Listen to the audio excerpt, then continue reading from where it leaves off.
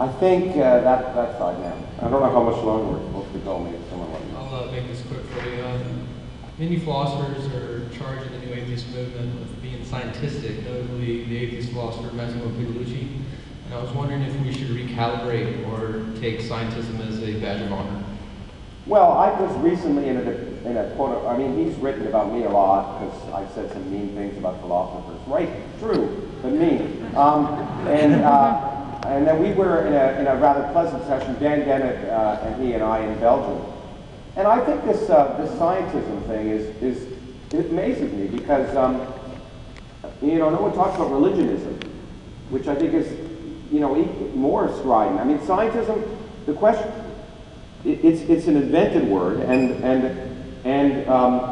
I think in some sense, yeah, a badge of honor. Are you saying there are no scientist is saying, or no one that we know, I think, is saying there's not other aspects of human life that aren't worth it, that aren't enjoyable, or that humans should be scientists every day, or that the love or music or any other things that make life so wonderful are irrelevant. But and maybe I'm a heathen for saying it, but I just don't think there's any form of knowledge except empirical knowledge. I don't think revelation, whenever you have revelation, it's wrong, in my opinion. And I'm willing to say it.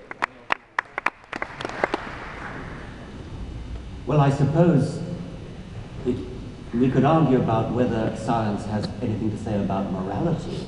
And so you could be accused of scientism if you thought that science was able to tell you what's right and wrong. Sam Harris comes close to saying that, and it's a very, very interesting book that he's written on that subject. But I think I agree with Lawrence that truths about the real world are scientific truths, and of course that doesn't mean for a moment that we don't love poetry, we love music, we love art, we love beautiful sunsets and things of that sort.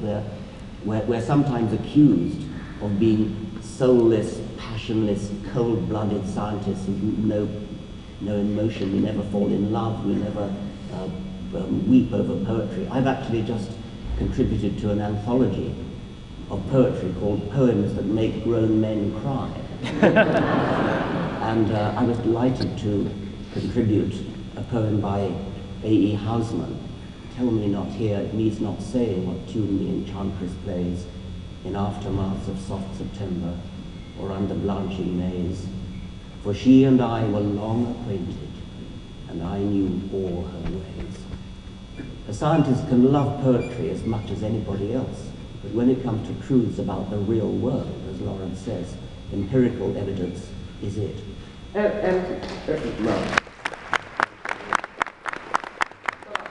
I think people are afraid that it's going to. Science may not be able to necessarily say right and wrong, but I would argue that you don't even know what right and wrong is unless you know the consequences of your actions, and you require science to know the consequences of your actions. So you can't even make moral decisions in some sense without empirical knowledge.